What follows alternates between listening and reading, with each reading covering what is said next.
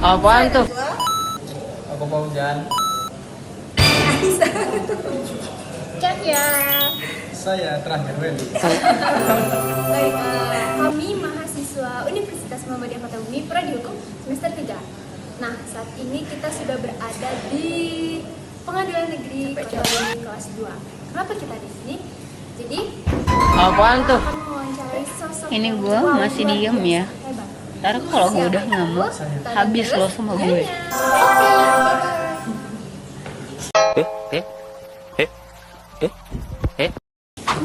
Baik, saat ini kami sudah bersama Bapak Dwi Agni selaku hakim di Pengadilan Negeri Kota Bumi. Terima kasih sekali Bapak Dwi sudah meluangkan waktunya untuk bisa kami mewawancarai di sela-sela kesibukan Bapak pastinya. Gimana Pak kabarnya? Alhamdulillah baik, sehat, alhamdulillah. Oke Bapak, jadi kami di sini ingin menanyai terkait persoalan-persoalan tentang proses penegakan hukum. Untuk rekan saya bisa dipersilakan. Oke Pak, jadi kan sebelumnya kurang lebih kami tahu nih proses penegak hukum ini kan bertujuan untuk mewujudkan hukum. Nah, jadi kenyataan disaati oleh masyarakat agar terciptanya keadilan, ketentraman dan kepastian hukum.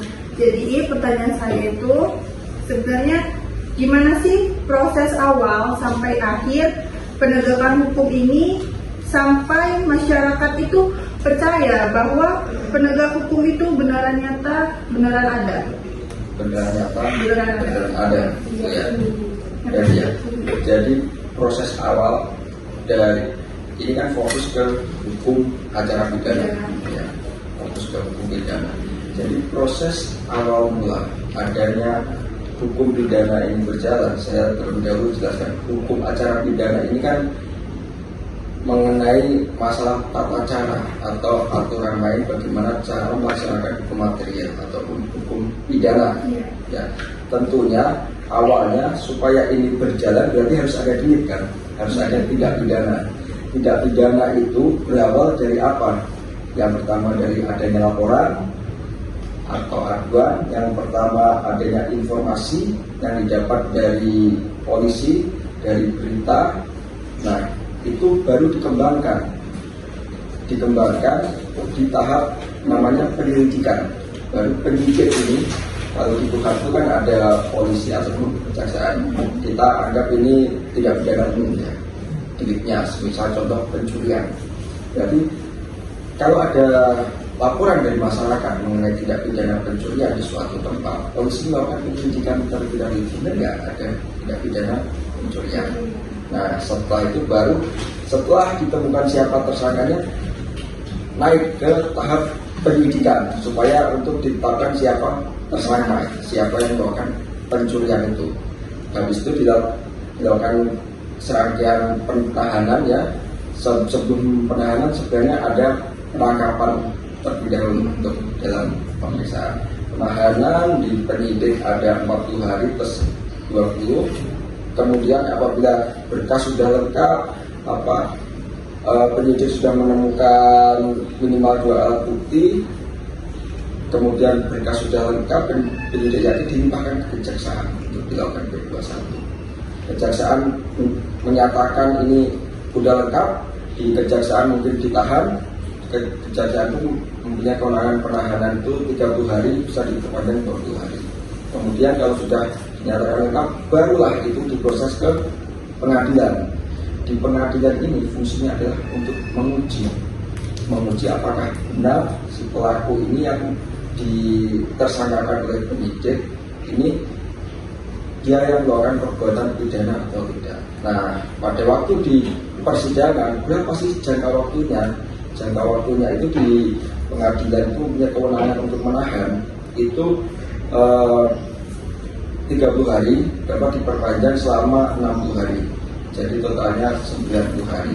Tapi tidak sampai masa tahanan habis, biasanya sudah diputus. Baru di situ diuji apakah benar dia melakukan atau tidak.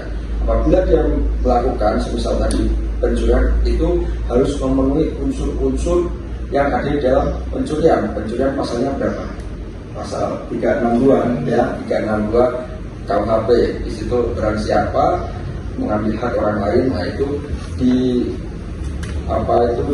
dibuktikan di pengadilan. Unsurnya terbukti nggak yang didakwakan oleh penuntut umum dalam surat dakwaannya. Baru setelah dipertimbangkan terbukti ternyata unsurnya memenuhi, baru dipertimbangkan lagi alasan yang memberatkan dan alasan yang meringankan. Alasan yang memberatkan apa, alasan yang meringankan apa. Alasan yang meringankan sudah mendapat permaafan dari korban, kemudian alasan yang meringankan lain dia sudah mengembalikan sebagian hasil yang dia curi, yaitu bisa mengalami pertimbangan hakim dalam menjadi strafnos atau pidananya. Gitu. Semisal contoh dalam pidana pencurian itu pidananya itu 5 tahun, nah itu bisa diputus 1 tahun karena ada alasan-alasan yang meringankan tadi. Itu disitulah tercermin suatu keadilan yang dibuahkan oleh hakim dalam sebuah putusan. Namun proses acaranya tentunya nanti mungkin ada di pertanyaan selanjutnya ya. Nah, ini gambaran besar saja dari tahap awal sampai dengan tahap akhir, tahap dimulainya penyelidikan sampai dengan adanya putusan, gitu ya.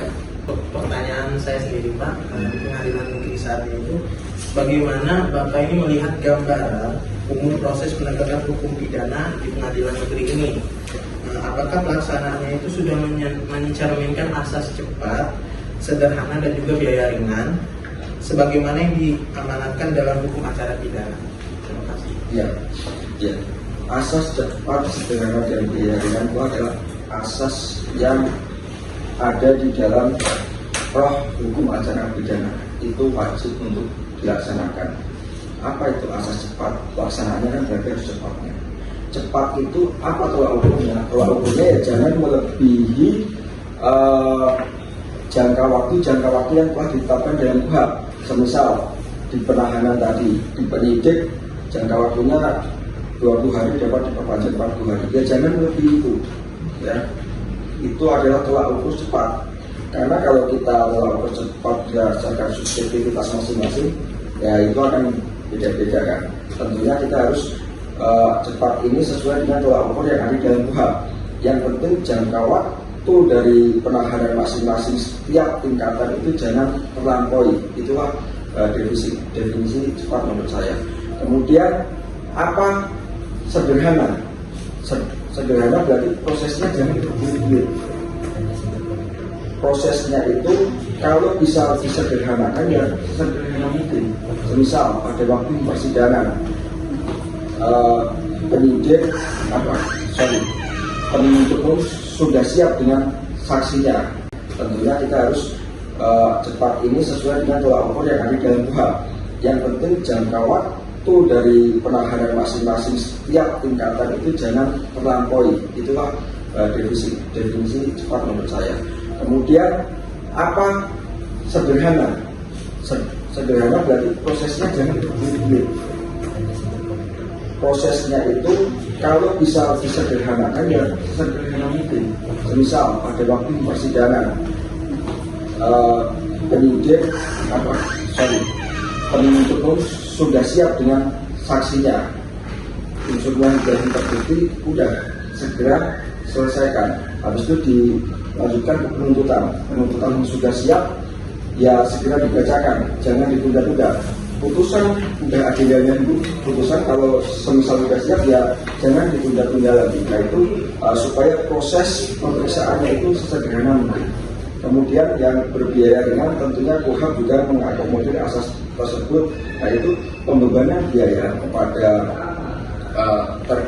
terdakwa sampai dengan tingkat kasasi di KUHP itu paling banyak atau maksimal itu 10.000. Biasanya di pengadilan itu dilibatkan 5.000 apabila banding, nah pokoknya tidak sampai 10.000 pada tahap kasasi itu supaya tidak terbebani bagi terdakwa ataupun mati terpidana. Seperti itu. Jadi roh daripada asas sederhana cepat dan biaya ringan ini dapat terakomodir. Pertanyaannya selanjutnya, apakah selama ini itu terimplementasikan tersebut pada setiap proses persidangan? Kasus tergantung apa itu perkaranya yang dipersidangkan. Kadang kalau dari aparat, apalagi pengadilan, tentunya kita selalu mengedepankan asas tersebut supaya tercipta ya, untuk supaya ya persidangan ini berjalan dengan cepat, sederhana dan biaya ringan. Tapi ya itu biasanya ada perkara-perkara tertentu yang memang rumit dan lain sebagainya, tetapi tetap kita mempunyai guideline, tetap kita mempunyai batasan mengenai jangka waktu penahanan supaya itu tidak melebihi. Karena kalau kita memeriksa melebihi daripada penahanan, maka resikonya adalah terdakwa dikeluarkan demi hukum. Baik, pertanyaan dari saya, Bapak. Dalam praktiknya, apa saja kendala terbesar yang sering menghambat efektivitas proses pembuktian di persidangan? Misalnya terkait alat bukti, kehadiran saksi, ataupun pemahaman para pihak. Dan barang bukti yang juga belum siap dipertunjukkan persidangan. Karena pada prinsipnya barang bukti itu harus dibawa di sidang untuk kita uji, ya. Untuk kita uji apakah barang bukti itu sesuai dengan dakwaan atau tidak. Dan apabila barang bukti itu tidak dibawa di persidangan, di dalam putusan ya hakim mempertimbangkan, oleh karena barang bukti ini tidak pernah diajukan di persidangan, maka tidak perlu untuk dipertimbangkan. Nah, itu adalah risiko apabila sampai diberi batasan waktu barang bukti tetap tidak kunjung diajukan ke persidangan. Mungkin beberapa kendala yang paling sering adalah itu, ya, yaitu mengenai kehadiran saksi yang beberapa kali mungkin butuh beberapa panggilan sehingga menghambat proses sederhananya suatu persidangan, dan juga mengenai Baik, pertanyaan selanjutnya dari saya, Pak Hakim, izin. Bagaimana seorang hakim menjaga independensi dan objektivitas ketika mengenai perkara pidana, terutama ketika ada potensi tekanan dari pihak luar atau opini dari publik? Nah, langkah apa yang biasanya dilakukan untuk tetap berpegang teguh pada kode etik tersebut? Ya, tentunya hakim dalam memeriksa sidang itu, di persidangan maksudnya, majelis itu berpedoman pada kode etik ya. Kode etik itu ada berapa? Ada 9 di situ. Itu yang harus dipegang. Kemudian apabila ada tekanan dari luar, itu adalah suatu mungkin di era modernisasi, di era digital, di era serba viral, dan juga mungkin keterbukaan informasi publik, itu dapat dimungkinkan. Apa yang dilakukan oleh hakim supaya tetap menjaga independensinya? Hakim harus fokus pada fakta persidangan. Hakim tidak boleh terpengaruh oleh narasi-narasi dari luar. Apakah di luar di media apa itu dinarasikan yang benar yang ini, media satu yang benar yang ini, hakim tidak boleh terpengaruh terhadap opini-opini maupun narasi-narasi dari luar. Hakim fokus pada fakta di persidangan. Terkadang fakta di persidangan dengan narasi yang di luar itu bertolak belakang atau berbeda, atau kadang narasi yang di luar itu tidak utuh seutuh apa yang fakta di persidangan. Jadi cara menjaga hakim ya cukup abaikan narasi yang ada di luar, fokus ke fakta yang terungkap di persidangan itu, supaya tetap menjaga independensi. Karena intervensi itu bisa datang dari mana saja. Yang pertama bisa datang dari pengaruh luar, ya, semisal kekuatan politik, kekuasaan, mungkin atasan, mungkin godaan suap dan lain sebagainya. Juga opini-opini atau narasi-narasi yang dibentuk atau sengaja dibentuk untuk mempengaruhi hakim, itu adalah juga salah satu bentuk intervensi. Oleh sebab itu hakim cukup mengabaikan itu, fokus pada fakta yang terungkap di persidangan. Baik, saya Cahya izin menyampaikan pertanyaan Bapak. Dalam beberapa perkara pidana tertentu kan seringkali muncul kayak aspek kemanusiaan yang cukup kuat gitu ya Pak ya. Misalnya terdapat kasus di mana kondisi tersangkanya itu malah yang rentan atau motif perbuatannya itu yang sangat kompleks. Dalam situasi seperti itu Bapak, bagaimana seorang hakim mempertimbangkan sisi kemanusiaan tersebut tanpa mengabaikan kepastian hukum dan rasa keadilan? Ya, maksudnya tersangkanya rentan ini gimana ini? Terus dijelaskan kondisi fisiknya yang rentan atau justru tersangkanya dalam keadaan terancam atau bagaimana? Seperti kasus yang nenek menemukan. Oh ya, betul ya. Disitulah letak sisi kemanusiaan dalam menjalankan putusan. Oleh sebab itu dalam putusan sebelum awal putusan itu dipertimbangkan alasan yang tidak dan alasan yang benar. Misal ada nenek yang terdapat yang mencuri karena tujuannya. Memang unsur duit pencurian misalnya kemampuan itu memang perlu dan dia adalah orang yang mampu bertanggung jawab. Secara unsur duit dia terbukti, tetapi ada sisi kemanusiaan di sana. Sisi kemanusiaan makanya dipertimbangkan pada alasan yang tidak punya alasan dan tidak ada ketergantungan dari alasan. Misal dia mencuri karena suatu kebutuhan yang besar. Apabila dia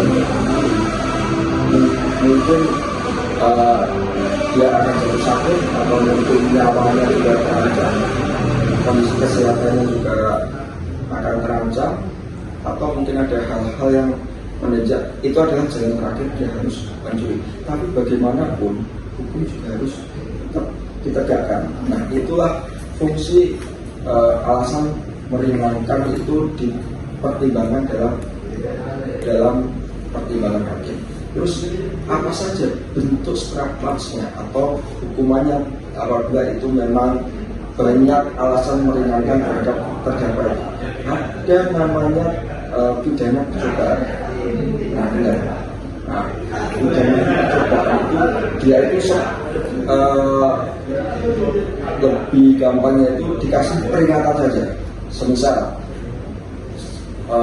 dipidana 6 bulan dengan masa percobaan 1 tahun. Udah, pokoknya kalau selama 1 tahun itu tidak melakukan tindak pidana lagi, maka kami tidak perlu dipidana selama 6 bulan yang telah dijatuhkan. Jadi semacam dikasih peringatan, kamu jangan melakukan tindak pidana lagi. Ya, kalau kamu melakukan tindak pidana mengulangi lagi, maka pidana ini berlaku untuk kamu. Sebagai ilustrasi gampangnya seperti itu mengenai pidana percobaan. Bisa dijatuhkan pidana percobaan terhadap kasus yang demikian, atau mungkin diringankan seringan-ringan mungkin sesuai dengan masa tahanannya. Apabila dia ditahan, semisal sampai pengadilan dia sudah ditahan selama 3 bulan, bisa dipaskan hukumannya 3 bulan. Jadi setelah membaca putusan dia bisa dibebaskan.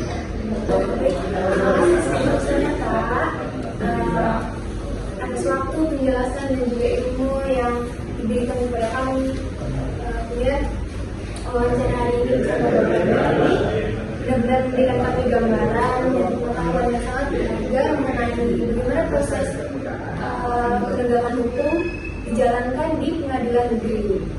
Kemudian sebelum ditutup nih Pak, kami mempersilakan Bapak Hakim apabila berkenan untuk memberikan sepatah 2 kata-kata kepada kami mahasiswa atau masyarakat yang sedang menonton atau di luar sana. Baik, mungkin untuk penutup hari ini untuk para mahasiswa ini semester berapa? Nah, semester 3 tentunya jangan bosan-bosan untuk memperdalam ilmu pengetahuan hukum. Di sini fokus belajar hukum acara pidana. Jangan bosan-bosan mengenai untuk belajar hukum acara pidana, karena hukum acara pidana itu sangat kompleks. Apalagi ini KUHP tahun 2026 akan baru lagi. ada tambahan di situ yang tentunya di dalam KUHP baru itu sangat bagus sekali karena lebih menjamin HAM ya. Tindakan aparat itu tidak akan represif, tentunya lebih memanusiakan manusia. Di situ ada terdakwa, saksi bisa lebih terakomodir lagi. Di situ peran dari penasihat hukum juga diperluas semakin banyak, seperti contohnya di tahap mulai penyelidikan dia bisa melakukan pendampingan. Kalau dulu kan hanya mencatat saja, ini sudah bisa melakukan pendampingan secara khusus seperti di persidangan. Jadi untuk kawan-kawan mahasiswa jangan bosan-bosan untuk belajar apalagi ada korban. Kemudian tentunya bagi masyarakat terus saya harapkan terus percaya kepada setiap instansi penegak hukum atau penegak hukum, baik itu di tingkat kepolisian, kejaksaan maupun pengadilan, percaya dan semoga tetap mendukung dan support kita agar kita melaksanakan penegakan hukum seadil-adilnya. Terima kasih kepada Ami atas nasihat dan pesan yang sudah disampaikan. Demikian pembahasan ini, semoga menjadi pengingat bahwa penegakan hukum adalah kunci terciptanya keadilan sosial melalui aparat yang profesional dan masyarakat yang taat hukum. Kita dapat membangun bangsa yang lebih bermartabat. Terima kasih sekali lagi kepada narasumber kami Bapak Hakim Dwi Arni dan rekan-rekan saya, juga kepada seluruh pihak yang sudah menyimak. Saya akhiri, wassalamualaikum warahmatullahi wabarakatuh.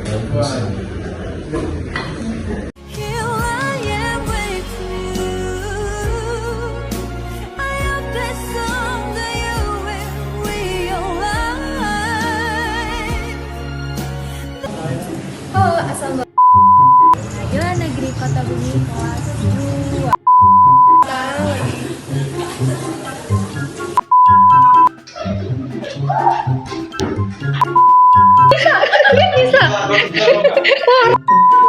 Halo, saya Najwa. Ini Princess Welly.